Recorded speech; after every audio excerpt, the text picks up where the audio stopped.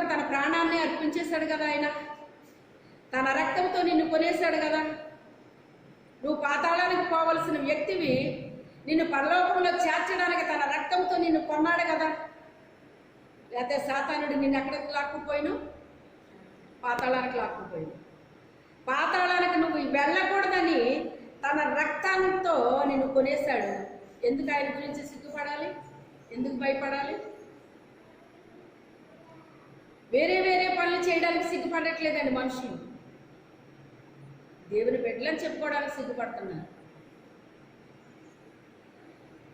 చాలా విచారకరమైన విషయం అండి. చాలా విచారకరమైన విషయం.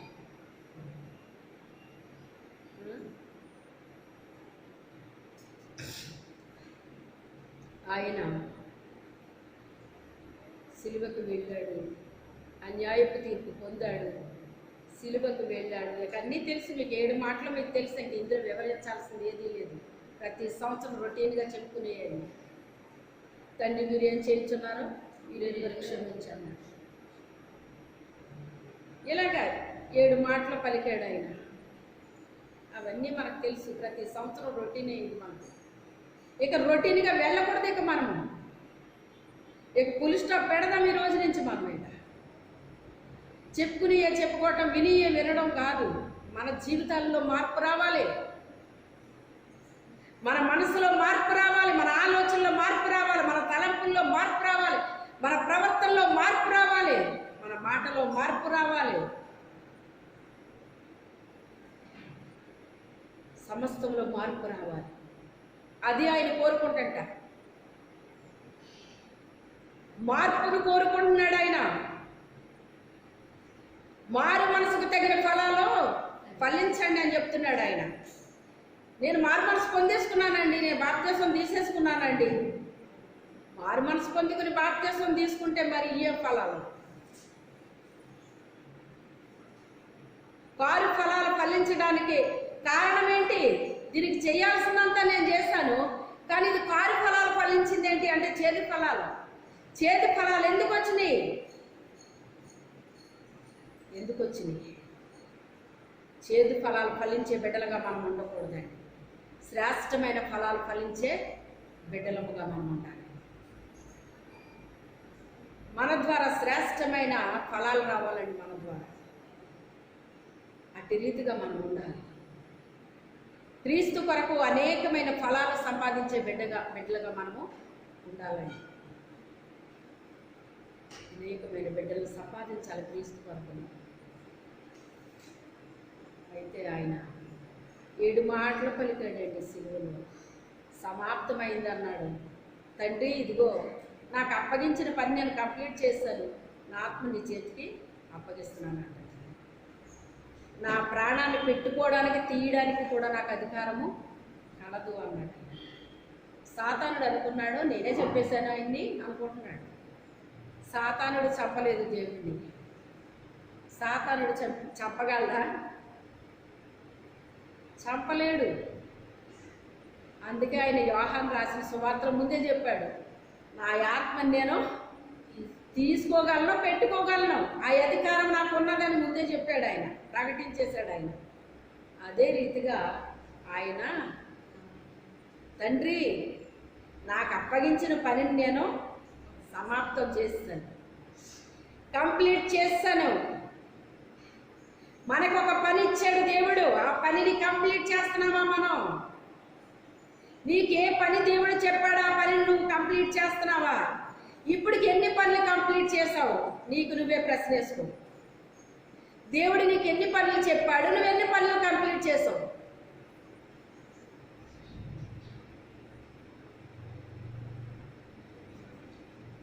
చెప్పండి. ఆయన ఎన్ని చెప్పండి. కొంతమంది ఏం చేస్తారో తెలుసా అండి, అన్నిట్లో పెడతారు వేలు, ఒకటే కంప్లీట్ అవుతుంది, ఒక్కడు కూడా కంప్లీట్ అవుతుంది. అన్ని చేసేసేటట్టు అన్నీ పెడతారన్నమాట. అలాగా అది ఎప్పుడు మనకంత ఎక్స్పీరియన్స్ వచ్చేస్తే చేయగలం అలాంటి పనులు. ఎక్స్పీరియన్స్ ఎప్పుడు వస్తుంది మనకి? పని చేసే కొద్ది ఎక్స్పీరియన్స్ వస్తుంది మనకి. మనం ఒక్క పని చేయలేదు, ఎక్స్పీరియన్స్ ఎక్కడి నుంచి వస్తుంది? ఇంకా నీకేం చెప్పాడో ఆయన ఇల్లైన మందిరంలో నీకు చెప్పిన పని ఏంటి? నువ్వు ఎంతవరకు చేస్తున్నావు? ఇప్పటికి ఎన్ని పనులు చేసావు? ఆయన ఏం చేస్తాడో తెలుసా?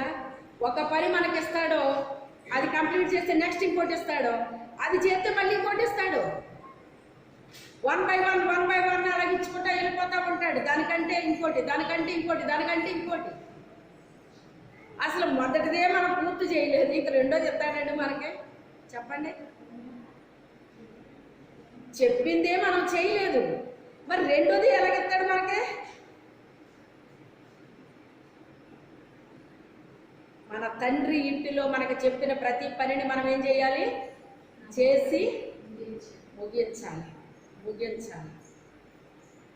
అయితే ఇప్పుడు మీరు ప్రశ్న వేసుకోండి, నిజమే నాయన, నా కొరకు నీ ప్రాణాన్నే ఇచ్చేసావు, నీ రక్తంతో నన్ను కొనేసావు, నాకు విడుదల ఇచ్చావు, రక్షణ ఇచ్చావు, నీకోసం నేనేం చేస్తున్నాను? నీ ఇంటిలో నేను ఎలాగా, నాకేం చెప్పావు, నేనేం చేస్తున్నాను? గుర్తు చేసుకుంటున్నాం, బాగానే ఉంది, గుర్తు చేసుకోవడంలో తప్పేమి లేదు. కానీ గుర్తు చేసుకుని వదిలేస్తే ఏం ప్రయోజనం? ఏమన్నా ప్రయోజనం ఉందా అండి? ప్రయోజనం లేదు. ఆయన చెప్పిన ప్రతి మాట కూడా విలువైందే. ఆయన చెప్పిన ప్రతి మాట విలువైందే. ఈ మధ్య ఇర్మియా గారు అనుభవంలో తీసుకెళ్ళాడు దేవుడు నన్ను. ఇర్మియా గారు అనుభవం ఏంటో తెలుసా మీకు? తెలుసా? ఇర్మియా 1వ అధ్యాయంలో ఉంటుంది, 4వ వచనం నుంచి. చదువుకోండి, ఇప్పుడు కాదు, చదువుకోండి ఇంటికి వెళ్ళిన తర్వాత. నీ తల్లి గర్భంలో ఉన్నప్పుడే నిన్ను జనములకు ప్రవక్తగా నిన్ను నియమించేశాను. తల్లి కడుపులోంచి బయలు పడకముందే జనములకు ప్రవక్తగా నిన్ను నేను నియమించేశాను. నీకు నేనేం చెప్తా పని నువ్వు చెయ్యాలి. నేను బాలుణ్ణి అనకూడదు, నాకు బలం లేదు అనకూడదు, నాకు శక్తి లేదు అనకూడదు, నాకు అది లేదు ఇది లేదు, ఇవన్నీ చెప్పకూడదు నాకు. ఎందుకంటే నిన్ను ఇప్పుడు కాదు, నువ్వు పుట్టి పెరిగి నువ్వు నన్ను తెలుసుకున్నాక అప్పుడు నువ్వు రక్షించబడలేదు. నీ అమ్మ కడుపులో ఉన్నప్పుడే నేను నిన్నేం చేశాను? ప్రవక్తగా నేను నియమించాను. అందుకని నువ్వు అలాగ చెప్పకూడదు. ఇంకా నేనేది చెప్తే అది నువ్వు చెప్పాల్సిందే, మాట్లాడాల్సిందే. నీకంటే పెద్దవారి ముందు కూడా మాట్లాడాల్సి వస్తే నువ్వు మాట్లాడాల్సిందే. వాళ్ళని చూసి నీకు భయం అనిపిస్తుంది, కానీ నువ్వు భయపడకూడదు. నువ్వు భయపడ్డావంటే నేను నీకు భయం పుట్టిస్తాను అంటాడు ఆయన. ఇప్పుడు మరలా అందులోకి తీసుకొచ్చాడు. అందులోకి తీసుకొస్తే ఇప్పుడు ఆ మాట చెప్తే ఎదటి వాళ్ళకి ఎలా ఉంటుందండి? చెప్పండి. దేవుడు నిన్ను ఎలా దీవిస్తానంటున్నాడు, ఆశీర్వాదిస్తానంటున్నాడు, నీకు అది ఇస్తానంటున్నాడు, ఇది ఇస్తానంటున్నాడు అంటే ఎంత బాగుంటుందండి మనకి? ఇప్పుడు నాకు అలాంటిది చెప్పట్లేదండి. వాళ్ళ యొక్క స్వభావం ఏంటో, వాళ్ళ స్థితి ఏంటో, ఇప్పుడు ప్రస్తుతం వాళ్ళు ఎలాగున్నారో ఆ విషయం చెప్పించేస్తున్నాడండి. చెప్పేస్తే ఎలా ఉంటుందండి నా మీద వాళ్ళకి? కొంచెం బాధ అనిపిస్తుంది. అయ్యో నేనేంటి ఇలా చెప్పాల్సి వస్తుంది ఏంటి అని అనిపిస్తుంది. కానీ నా ప్రభు మరి చెప్పమన్నారు కదా, చెప్పేసిన తర్వాత మొదట వాళ్ళకి బాధ కలుగుతుంది, తర్వాత వాళ్ళు ప్రార్థన చేసుకుంటున్నారు, తర్వాత రైట్ అయిపోతున్నారు. హల్లెలూయా. దేవానికి స్తోత్రం. నన్ను అపార్థం చేసుకుంటానేమో ప్రభు, నువ్వు ఇలా చెప్పించేస్తున్నావు, నేను కూడా మరి మొహమాటం లేకుండా చెప్పేస్తున్నాను ప్రభు. చెప్పాలని నాకు లేకపోయినా చెప్పాలి అని మరి ఆర్డర్ వచ్చినప్పుడు ఏం చేయాలి? ఇప్పుడు నేను చెప్పాలా వద్దండి? మరి ఎందుకు నియమించాడు ఆ పని? నేను చెయ్యాలా వద్దా? చెయ్యాలి. తండ్రి నన్ను అపార్థం చేసుకుంటారు ఏంటో ప్రభు అని నేను ఇలా ప్రార్థన చేసుకుంటున్నానండి. అక్కడ ఏం జరుగుతుందో నాకు తెలియదు కానండి, వాళ్ళు రైట్ అయిపోయినట్టు మళ్ళీ ప్రభు నాకు చూపిస్తున్నారు. అంటే వాళ్ళ జీవితాలు వాళ్ళు ఏం చేసుకుంటున్నారో సరి చేసుకుంటున్నారు. దేవుని స్తోత్రం. నాకు చాలా హ్యాపీ అనిపిస్తుంది అనమాట అండి. కొన్ని రోజులు నన్ను అపార్థం చేసుకున్నారు, కానీ ఇప్పుడు వాళ్ళు రైట్ అయిపోయారు. వాళ్ళు రైట్ అయిపోవడమే కాదు, వాళ్ళ ద్వారా అనేక మంది రైట్ అయిపోతున్నారు. హల్లెలూయా. నాకు చాలా ఆనందం అనిపిస్తుంది. స్టార్టింగ్లో నాకు ఏమనిపించింది, భయము. అంటే భయం అంటలేదు, నన్ను చేసేస్తారని కాదు, ఇలాంటి మాట నేను చెప్పాల్సి వస్తుంది ఏంటి అని ఒక బాధ, కొంచెం భయము అన్నీ కలగలుపుకుని వచ్చేసి. కానీ వాళ్ళు రైట్ అయ్యారని ప్రభు చూపిస్తున్నారు. మళ్ళీ వాళ్ళే కాదు, వాళ్ళ ద్వారా అనేక మంది రైట్ అవుతున్నారన్నాడు ఆయన.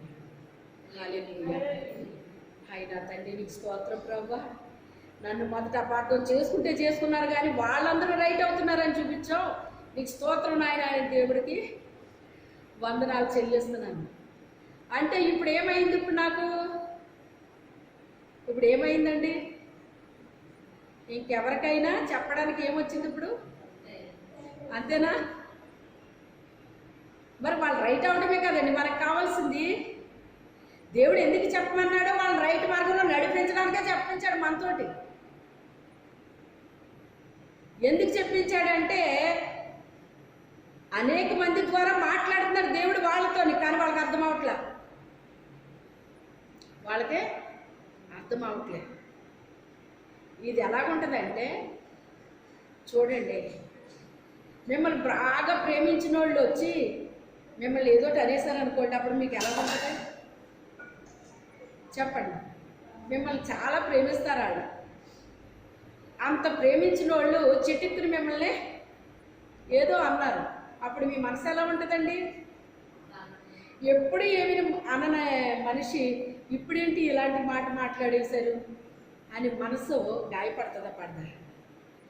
ఈ మాట ప్రభు రాయించాడా లేదా? గాయము చేసేవాడిని నేనే బాగు చేసేవాడిని. గాయము చేసేవాడిని నేనే అంటే డాక్టర్ చేతిలో కత్తి ఉంటుంది, హంతకుడి చేతిలో కత్తి ఉంటుంది. హంతకుడైతే చంపేస్తాడో, డాక్టర్ అయితే ప్రాణం పోస్తాడు. హల్లెలూయా చెప్పరు. ఇప్పుడు డాక్టర్ గాయం చేశాడా లేదా? చంపడానికా? అతనిలో ఉన్న చెడుని తీసేయడానికి. ఆ చెడు పోయిందనుకోండి, ఇప్పుడు బాగైపోతాడు. బాగైపోతే ఏమొస్తుంది? ఆ వ్యక్తికి ఆరోగ్యం వస్తుంది. ఆరోగ్యం వచ్చిన తర్వాత ఆ వ్యక్తి బలంగా పనిచేయడానికి స్ట్రెంత్ వస్తుంది కదా. మరి ఇప్పుడు దేవుడు ఎందుకు గాయం చేపించాడు? గోల్డ్ డబ్బులు పెట్టి డాక్టర్ గారికి గోల్డ్ ఫీజు కడితే ఆపరేషన్ చేస్తాడా? ఏదో ట్యాబ్లెట్ ఇంజక్షన్ చేయాలి, కానీ ఆపరేషన్ అంటాడేటీనా అని కోపడితే ఎవరికి నష్టం? మనకేనా? అందుకే దేవుడు మనల్ని గాయపరిచినా కూడా మనం ఏం చెయ్యాలి? ఈ గాయం మనకి జరిగింది అంటే దేవుడు మనల్ని ఏదో బాగు చేస్తున్నాడని మనం ఏం చేయాలి? గ్రహించాలి. గ్రహించి సరి చేసుకోవడం మొదలు పెట్టాలి. ఏం చేయాలి? ఇప్పుడే జ్ఞాపకం చేస్తున్నాడు పరిశుద్ధాత్మ దేవుడు. ఒకరోజు మీకు యెషయాలో ఒక వాక్యం చెప్పాను, గుర్తుందో లేదో మీకు. నిన్ను నురుపుడి మ్రానుగా చేస్తాను అన్నాడు ఆయన. నీకు కక్కులు పెడతాను, నురుపుడి మ్రానుగా చేస్తాను, నువ్వు కొండల్ని ఉన్నదా? ఆ వాగ్దానం ఇప్పుడు జరుగుతుంది. హల్లెలూయా. వాళ్ళ మామూలు వాళ్ళు కాదండి, కొండల్లాంటి వాళ్ళే. మరి కానీ ఏం చేస్తుంది ఇప్పుడు? పిండి అయిపోతుంది. ఎందుకు పిండి అయిపోతుంది అంటేనంట, ఇర్మియా అందరిలాంటి వాడు కాదటండి. అతన్ని ఒక ప్రత్యేకంగా ఆయన ఏం చేసుకున్నాడో రూపించుకున్నాడు. ఒక పని నిమిత్తం అతన్ని నిర్మించుకున్నాడు, రూపించుకున్నాడు. అతని తల్లి కడుపులో నిర్మాణం చేసేసాడు అతనికి. అందుకే అతని నోటి మాట అందరిలాగా ఉండదటండి. అంటే అందరిలాగంటే కొంతమంది బాగా జోల పాడినట్టు ఎంత బాగా నిద్ర వస్తుంది అనమాట. కొంతమంది వాక్యం మసాజ్ చేసినట్టు ఉంటుంది అనమాట. ఇర్మియా గారు మాట్లాడుతుంటే మండిపోద్ది అనమాట. ఏమన్నా సంబంధం ఉందా దీనికి దానికి? ఇప్పుడు ప్రజలకు ఏది నచ్చుద్ది? ఇంకా కాసేపు చెప్తే బాగుండండి, ఎంత హాయిగా ఉందో అనిపిస్తుంది నిద్ర వచ్చేవాళ్ళు. మసాజ్లో ఉండే వాళ్ళకి ఇంకా కాసేపు చెప్తే బాగుండు అనిపిస్తుంది. వాళ్ళు చెప్తుంటే మండిపోయే వాళ్ళకి ఎలా ఉంటుంది, ఎప్పుడు ఆపుతాడో. అవురా కదా? ఏం మాటలు? దేవుడు ఇలా చెప్పమన్నాడా, అలా చెప్పమన్నాడా అని మండుద్దన్నమాట. అలా మండాలి. ఏం చెయ్యాలి? మండాలి. నేను చెప్పకుండా ఉందామని నేను ఉండలేకపోతున్నాను ప్రభువా, ఎందుకంటే ఇది నా లోపల మండిపోతుంది. నేను అదే ప్రార్థన చేశాను. నిన్నటి నుంచి ఒక ప్రార్థన చేస్తున్నానండి. ఈరోజు ఒక మంట పుట్టాలి సంఘంలో ప్రభువా. ప్రతి బిడ్డ హృదయంలో ఒక మంట పుట్టాలి. సిలువ శక్తి పొందుకోవాలి బిడ్డలు. సిలువ అనేటువంటిది ఒక శక్తిలాగా కలిగి ఉండాలి నాయన. ప్రతి బిడ్డ హృదయంలో ఒక మంట పుట్టించిన ఆయన, వాళ్ళ హృదయాలు మండాలి తండ్రి అని. ఇది ఒక రొటీన్ లాగా ఉండకూడదు. 7 మాటలు చెప్పి దులిపేసుకోవటం నాకు అలాగే ఇష్టం లేదు. నాకు రొటీన్ వద్దు, కార్యం జరగాలి. విన్నవారందరిలో నీ కార్యం జరగాలి. అది నాకు కావాలి ప్రభు, అది కావాలి. మంట పుట్టించు, అది అడిగానండి ప్రభు. ప్రతి సంవత్సరం లాగా ఉందా ఈ సంవత్సరం బోధ? ప్రతి సంవత్సరం లాగా ఉందా చెప్పండి. మరి దేవుడు నూతనమైంది ఇచ్చాడా లేదా? ఈరోజు మండుతున్నాయా హృదయాలు? ఇంకా మంటలేమి రావట్లేదా? ఏమన్నా అనిపిస్తుందా హృదయంలో? అవునండి ఈరోజు నాకు అనిపిస్తుంది అన్న వాళ్ళ హల్లెలూయా చెప్పండి ధైర్యంగా. అది ఒక నూతనమైన కార్యం ఆరంభం అవ్వాలి ఈరోజు. ఆయన తన ప్రాణాన్నే మన కొరకు పెట్టేశాడు. ఆయన తన రక్తంతో మనల్ని కొనేశాడు ఆయన. మరి మనము దేవుని కొరకు ఏం చేయాలి? ఒక మంట వద్దా మనకి? ఆరనగ్ని వలె మన హృదయాలు మండాలి. ప్రార్థన చేద్దాం, మోకరించండి. ఎవరికి వారి కొద్ది నిమిషాలు ప్రార్థన చేసుకోండి. నిజమేనయ్యా, ఎప్పుడు ఒక రొటీన్గా వింటున్నాము, వెళ్ళిపోతున్నాం, అయిపోతుంది.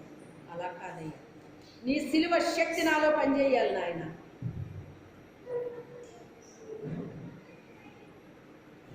నీ సిలువని కూర్చిన వార్త నాలో మండాలి ప్రభు. ప్రార్థన చేసుకుందాం. ఎవరికి వారే ప్రార్థన చేసుకుందాం. మౌనంగా ఉండద్దు ఎవరు.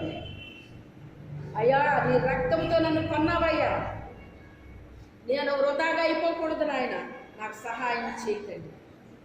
పరిశుద్ధాత్మదేవుడా, నాకు సహాయం చేయతండి.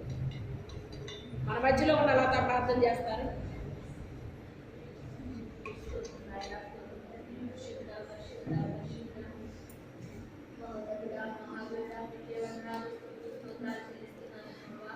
అయ్యా